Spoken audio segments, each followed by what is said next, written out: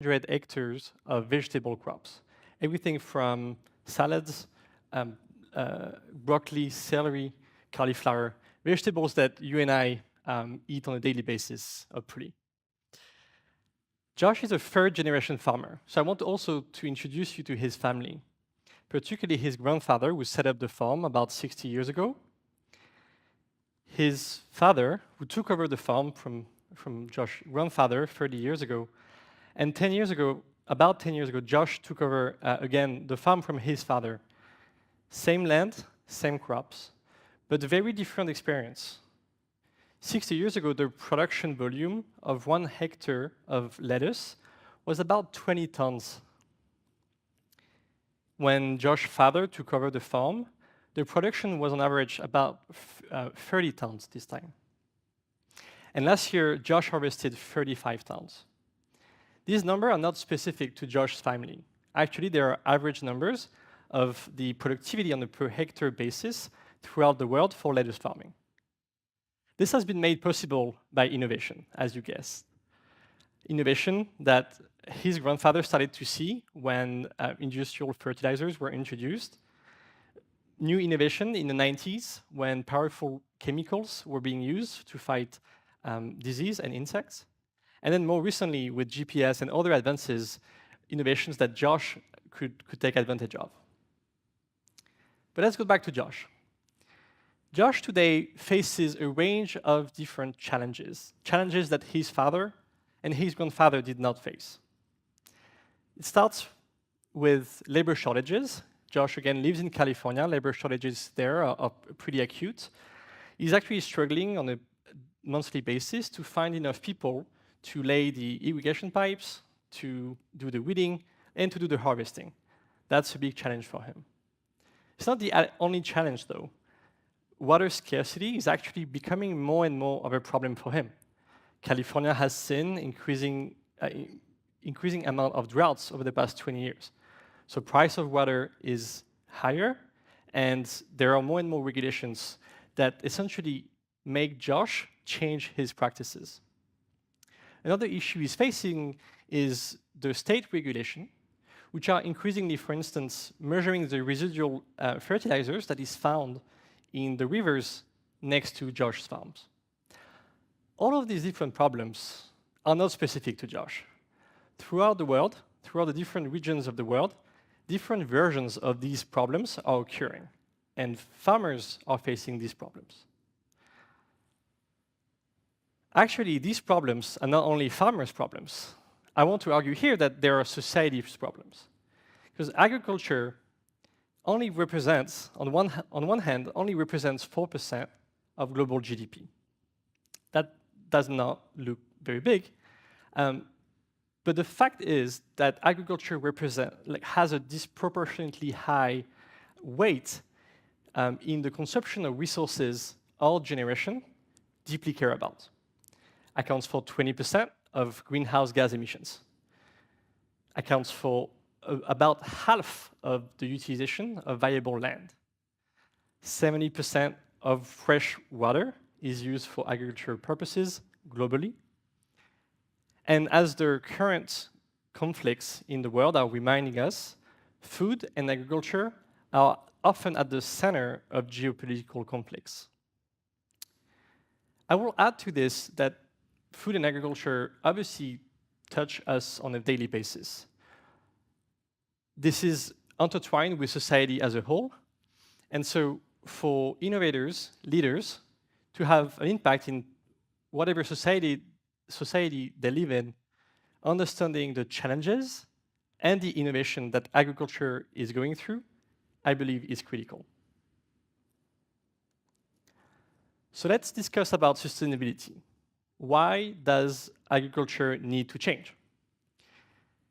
Agriculture sustainability relies on, I will say, 4 major pillars. The first one is land, obviously. Second one is water.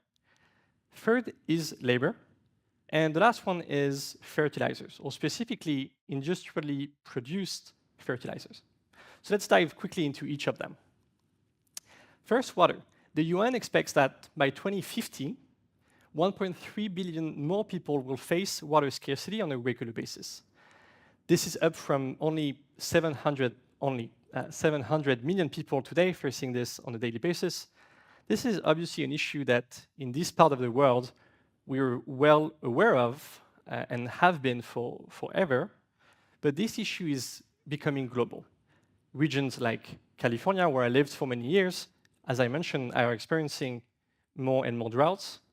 Regions like Europe, where I grew up, is also experiencing increasing frequent droughts. This is becoming a global concern. Again, from 700 million to 2 billion people facing regular droughts in the next 25 years. Next, we have labor shortages. That's a big concern in a lot of different regions in the world, not only in the US, but also in Europe, in China, in South America, and so on. This is actually a good news. You can argue that jobs on the field are some of the toughest jobs in any economy. So it's actually a good news that with the rising income levels of those different regions, these jobs are not attracting a lot of people. But it's obviously a very bad news for farmers who rely on them to do their daily tasks.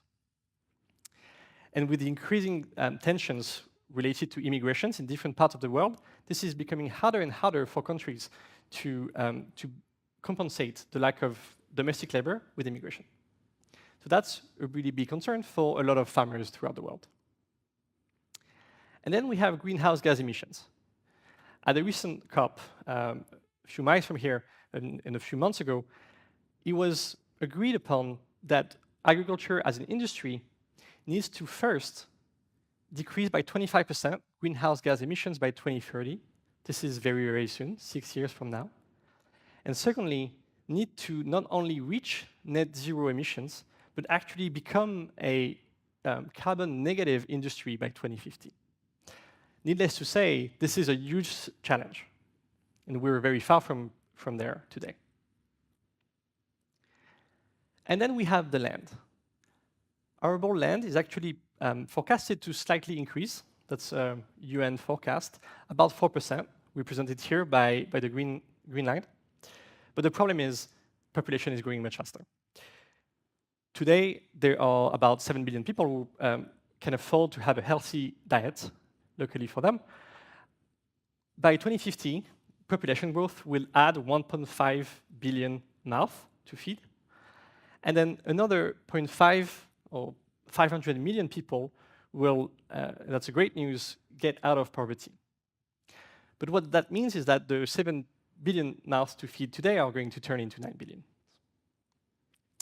So to be very concrete, 1 hectare of arable land today, on average, throughout the world, feeds 5 people. That's basic division between the two numbers.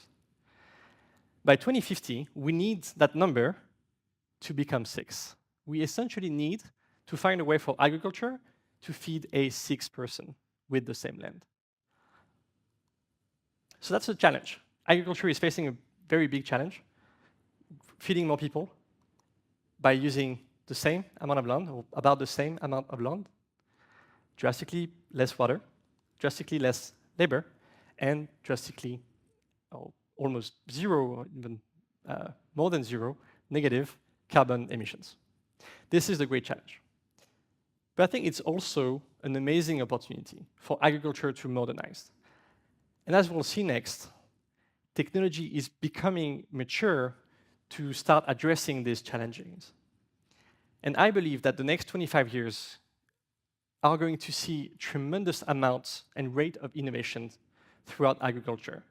Technologies that before were dedicated to other industries are going to make their way to agriculture. New technologies that other industries have not seen are going to appear first in agriculture. I believe, as we'll see next, that agriculture is going to be transformed drastically by technology over the next 25 years. So next, if you allow me, I'd like to take you on a little bit of a tour of the different technologies, some examples of different technologies. I spent the better part of the past 10 years working with farmers on one side, but also with engineers and technology providers for farmers. So I want to give you a little bit of a tour of examples of interesting technologies and companies I've seen. One critical technology that matured over the past 10 years is genetic engineering. CRISPR, the advances that have been made possible by the COVID vaccines development, as well as the continuously decreasing cost of DNA sequencing. These are general technologies that are allowing companies to create new solutions that are addressing farmers' problems. The first example here is called Pasture Biosciences. They're developing a vaccine, but not for humans, for cows. A vaccine that drastically decreases the amount of microbes in the cow's gut that are generating methane. This alone is responsible for, today, for 5% of greenhouse emissions, not of agriculture, but of society, of human-made emissions, 5%, cattle farming. So this has a huge potential. But also, this is a technology that, once developed, can scale very rapidly. A vaccine, as we've seen recently, is actually, once it's discovered, it's pretty fast to scale. So a huge opportunity here. Huge opportunity to decrease greenhouse gas emissions. The next example I have is Pivot Bio. They're using CRISPR to modify the genome of microbes that are then put on the ground that are helping plants fix nitrogen directly from the air. What that do is, first, reduce the amount of industrially made ammonia, which is the nitrogen fertilizer, that we need. And on the other side, they actually enhances the amount of nitrogen that is kept by the plant. So it's good on both sides, less fertilizer and more absorption by the plant. So it has the potential to not only decrease greenhouse gas emissions, but also to increase yield per acre. So decrease the need for land for same production. Inari is a company that's performing a similar development, but on the seeds themselves. So they're using CRISPR as well to edit a few of the genes of plants to make them more efficient at capturing water, more efficient at capturing nitrogen.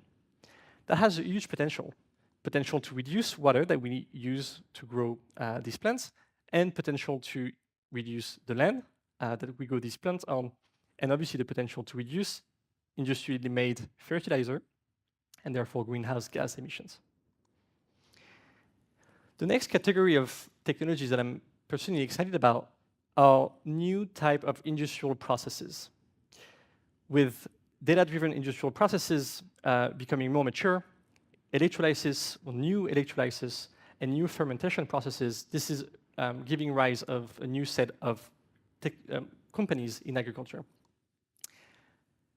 An example I like is Verdegy. They're developing industrial-scale electrolyzers to make hydrogen from water. So you use water and renewable energies to make hydrogen, which replaces the carbon-emitting process of producing hydrogen today, which is responsible, again, for 7 to 8% of global emissions through the production of ammonia. So by scaling this technology, we can remove the carbon emissions of this process.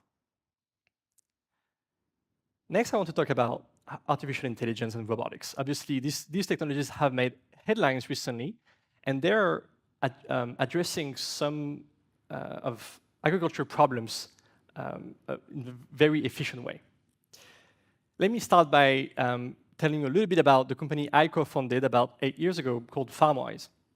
At FarmWise, we essentially took recent advances in AI to build cameras and artificial intelligence algorithms onto farming machines.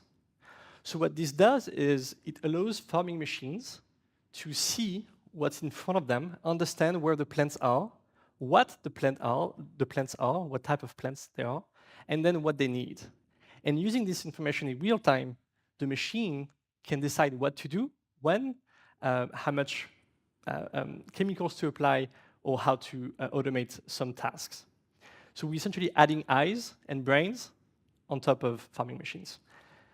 We started to use this product in the US, and we're using it today to help with the mechanical weeding process, the actions of cutting out weeds on vegetable fields. Self-driving electric tractors are coming. This is a company called Monarch who's developing this technology, and they're starting to scale pretty rapidly in the grapes industry. Potential to obviously reduce CO2 emissions, but also remove some of the friction today to find tractor drivers, which, again, in many parts of the world are a pretty scarce resource already. CropX. CropX is a very interesting company, in my opinion, because it really has an impact on many dimensions and in many regions of the world. They developed two things. One is a sensor that goes into the ground and measures things like electroconductivity of the ground, moisture, temperature. These parameters are actually correlated with how healthy the soil is, and therefore how healthy the plants are.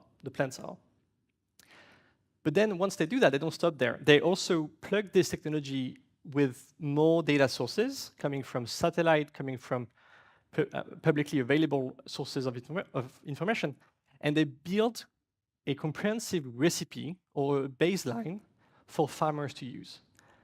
Farmers are using it to essentially decide how much and when to water and how much and when to fertilize, both very critical informations.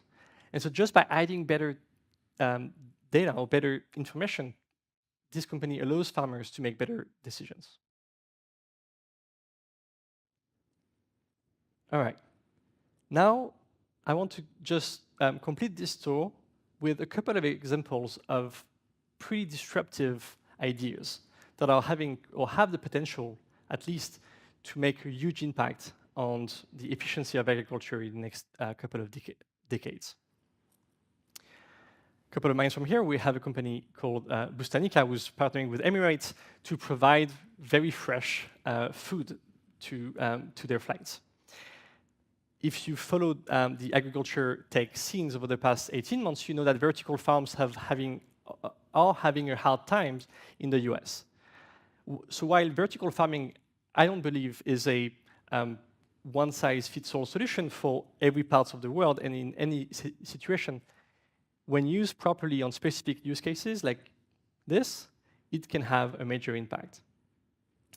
This is allowing Bustanica to grow food locally here in the UAE with drastically less water.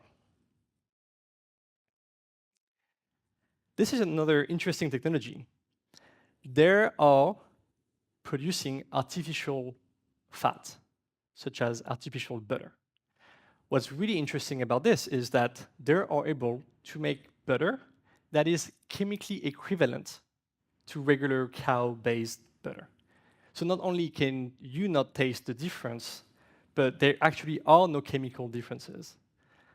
They start from CO2, actually, and through a sequence of different chemical processes, they essentially recombine the carbon carbon atoms into complex molecules called triglycerides that are the fats that we eat on a daily basis.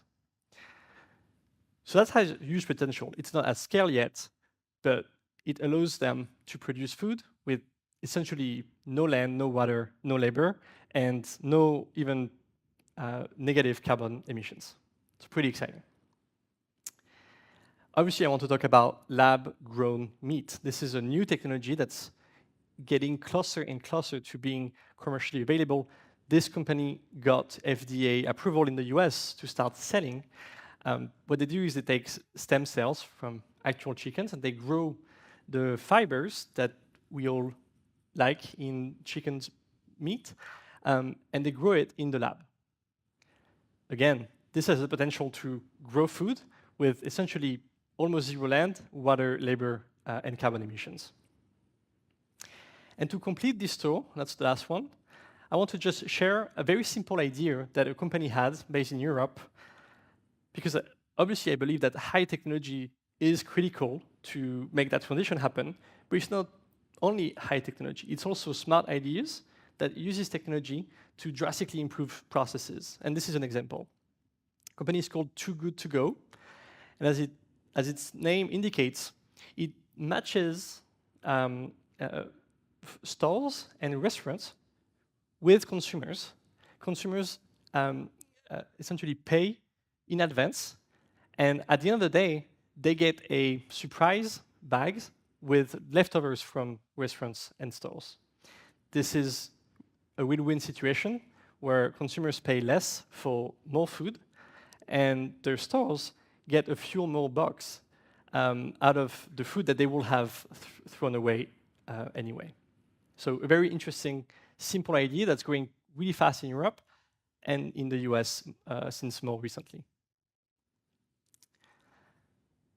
And this is only the tip of the iceberg. There are many other technologies, and obviously I expect many more technologies to arrive over the next couple of years. And these technologies, in my opinion, are going to be critical if we are to achieve all of the objectives that we discussed before. But the thing is, today, a lot of these technologies are still pretty expensive. And when you visit a farm here or other part of the world, in the US and Europe and South America, what you see is often not this. What you see is often something that looks closer to this. That's because these technologies are expensive. They take a long time to scale. And so these technologies need more engineers, innovators, investors, and obviously participating farmers to accelerate. So in order to end this presentation, I want to take a few minutes to talk about thoughts around how can we, not only as consumers, but leaders, innovators, and policymakers, help this transition to accelerate. Essentially, I think there are two sides. One is accelerating technology supply. This is going to come from making long-term investments, investing in technologies, and investing in companies that have a long-term horizon. Because a lot of these technologies, and particularly in the agriculture industry, take time to mature. So we need patient capital or long-term investors to get increasingly interested in this industry. And I think they should be. I think the challenges that we discussed are mirroring huge opportunities, both technical opportunities, societal opportunities, and financial opportunities. Matching programs. I think communication is obviously key.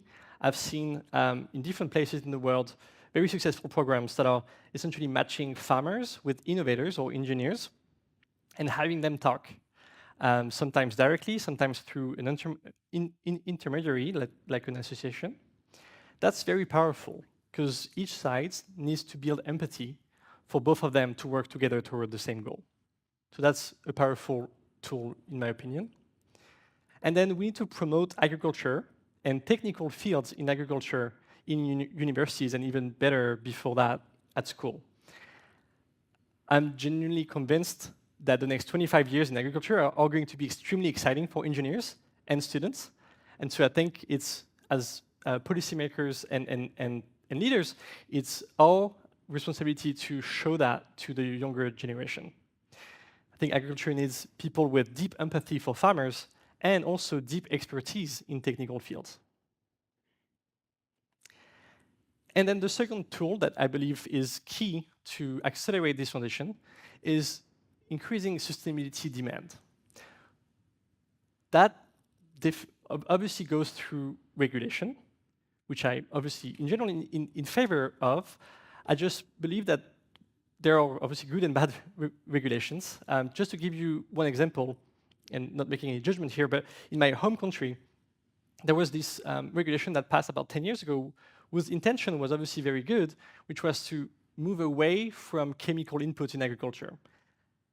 The thing is, they put two ambitious goals with essentially very little solutions for farmers to actually find the right technologies, because these technologies did not exist at the time. That created a lot of frustration. And about 3 months ago, the government decided to essentially stop this initiative, which again had good intentions, for lack of solutions. So obviously regulations needs to be very in touch with what farmers can actually do. That's key.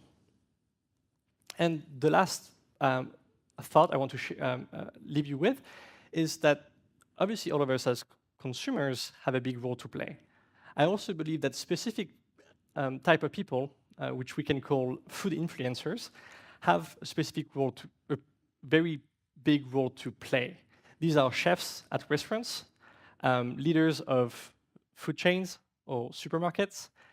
They can essentially show us the way. They can help us change our diet or make our diet evolve progressively by experimenting with new type of food. I mentioned artificial butter, I mentioned lab-grown meat, but that extends to favoring sustainable food over non-sustainable food. So I think they have a critical role to play. So to wrap up this presentation, I want to leave you all with 3 takeaways. The first one is that agriculture needs to evolve quickly. It needs to become drastically more sustainable on all of these different resources that we discussed, and it needs to do that while feeding more people, feeding a 6th person with every single hectare of land. Second, the future of agriculture is going to be very technical.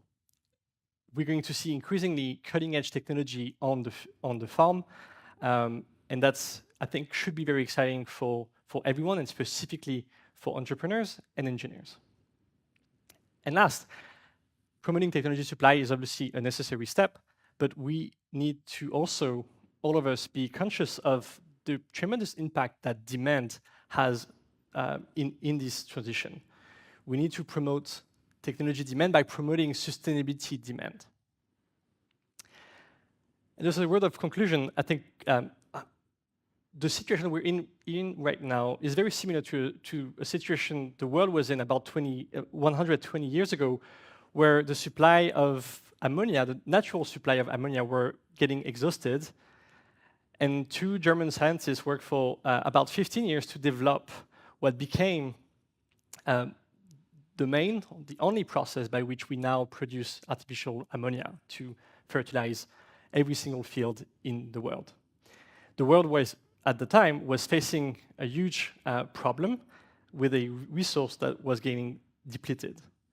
Today, we're in a very similar situation, but it's not only one resource, it's several resources that are getting exhausted. And I think a similar answer is going to be the path forward, which is technical innovation at scale. Thank you very much for your time, and I'm looking forward to continuing the discussion with Ms. Leila.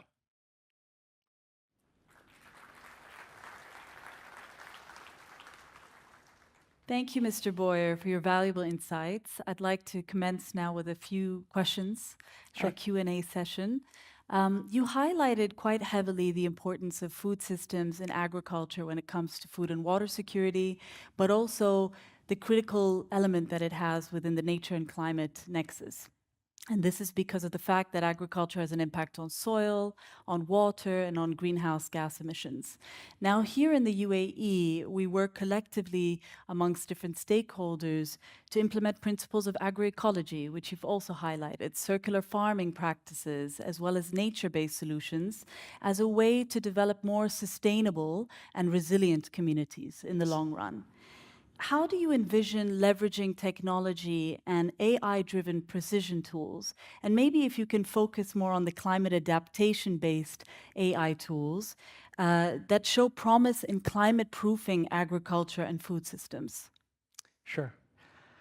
So as I mentioned, I think technology is going to be the main tool, right? So to advance those goals. There's one example that I find fascinating, which is the ability for AI, it's a similar technology than the one we developed at FarmWise, which is the ability for AI to make way more precise decisions. So when agriculture, up until recently or even today, used to be a one decision per field type of process, I think we can enter a world very soon where decisions are being made at the plant level by using AI that's essentially making millions of decisions per second. And that's going to allow us to be drastically more efficient with the resources. This is true for water, for fertilizer, also for pesticides. So the ability for AI to, for instance, for vision-based system to recognize plants, but also in general, for better measurements and better decision-making processes, the ability of these technology to allow the decision makers to make 1 million decisions per second is very exciting to me. And I think will advance us drastically toward the goals that you mentioned. Brilliant. Thank you for that. My next question is actually focused more on the adoption of these technologies with local farmers. The collaboration and support of local farmers, as you know, is instrumental. They play a very critical role within the agricultural communities. From an NGO perspective, we prioritize really fostering those relationships with local farmers, building trust, but essentially blending local ecological knowledge with cutting-edge science and agroecology, exemplified by initiatives such as piloting sustainable model farms and looking at how do you diversify the existing crops to be more climate resilient. Now, given your experience and drawing from all of the insights that you shared, what can we learn regarding the acceptance and integration of technology within rural communities? And how do you foster the uptake and adoption of these innovative technologies amongst farmers within those rural communities? Yeah, thanks for your question. I think that's a critical question. The adoption of the technology by farmers, like literally on the field. I think it's a tough topic, but I think there are things that we can do to make it a little bit easier. I think a lot of these things have to do with information. One of the big problems I see for a lot of agtech companies is that it's very hard to build solutions without building empathy for farmers. So I think there is a challenge on the innovator side to really build that empathy, that muscle, that mental muscle, about how farmers think, what their problems actually are. Because at the end of the day, like, you may want to impact sustainability, but in order for your technology or your solution in general to be adopted, it needs to solve a problem, like a concrete problem that farmers have today. That's a little bit of a challenge, right? Because innovators tend to think 10, 15, 20 years ahead, which is good. But farmers have to grow crop and make a living today or tomorrow or next week. So that's a challenge. So I think having more bridges in terms of communication, that's good. I think it also goes the other way, where farmers can build empathy for technology or for innovators, at least being more aware of what technology exists, how far along they are in their development, what other farmers have used successfully or not. And I think governments or local entities can play a big role in kind of creating that structure for both sides to meet. Brilliant, thank you. My next question is a little bit more UAE specific. Okay. But essentially, many local farms here utilize a century-old irrigation system. It's called the Felaj. And this acts as a symbol of our cultural heritage. It's been there for centuries, and many efforts are underway to preserve the Felaj. And the reason for this is not only to sustain essentially agricultural and water supplies and benefits to the farmers and the local environment surrounding it, but for us it's important to also ensure that we're contributing to the preservation of local culture and local traditions. So how do you approach the integration of such rich traditional wisdom with cutting-edge technology? So how do you fuse essentially modern technology with that traditional knowledge, and how do you approach those particular situations? Fascinating question. I think what's interesting is that the agriculture industry in every single region in the world is really closely intertwined with the social and historical mesh that society is built on. So it's not only, I'll try to answer for the UAE, but I think it's not only a UAE question. I think it's a question a lot of regions are asking themselves.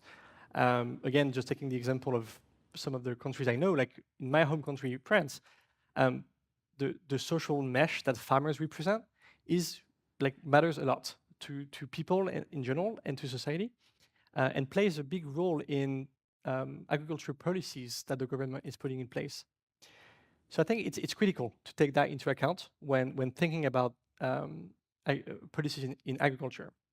I also think that tradition obviously is not stagnation, and we're here in front of this magnificent, great mosque. And this is, to me, a testament of this statement. So I think the way forward is to make farmers realize and make community realize that we can combine both, right? We have to combine both. Like, there is no solution that is going to be able to scale without meeting both criteria. So I think it goes back a little bit to the question before, where by building empathy between innovators and farmers, they can see all the dimensions.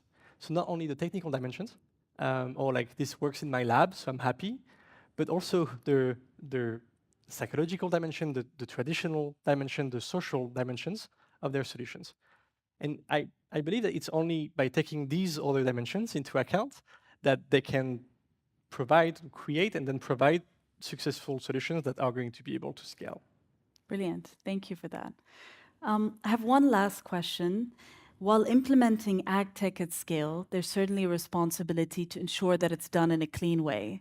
And I think you've illustrated a lot of examples here today where you factored in how do you minimize the use of emission-heavy energy sources to fuel that ag tech with the electric vehicles that are used within the farming industry and so forth, and to ensure that there's no long-lasting harm to the environment. But how can we improve that environmental track record of ag tech as well globally around the world? I think you've done an excellent approach at that, but how do we encourage more of that globally? Yeah, so obviously, technology we just talked about, so that's a big pillar in improving the overall environmental footprint of agriculture. There are other things, obviously, regulation. I think better measures, like measuring better tools, both technology and processes and policies, to measure this impact, obviously is critical. I think one of the biggest pillars, in my opinion, that I mentioned at the end of the presentation is the demand side. Having people, consumers, and again, particularly those influencers that I mentioned, realize that every decision you make when you purchase a meal is a vote that you make on the environment. Having people realize that, and having people start to internalize the externalities that agriculture does have on the environment, that I think is probably the most powerful tool that we have.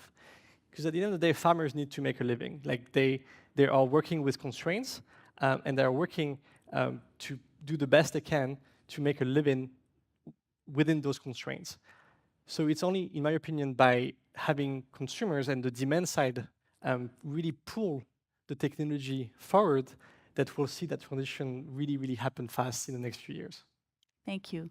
Thank you so much, Mr. Boyer, for the valuable information that you've shared with us here today within this space. I extend my sincere thanks to Your Highness for gracing us with your presence. Once again to Sebastian Boyer for his expertise, and all the esteemed guests. It's now my honor to invite His Highness and the participants from the introductory video on stage to join us for a group photo. Thank you very much.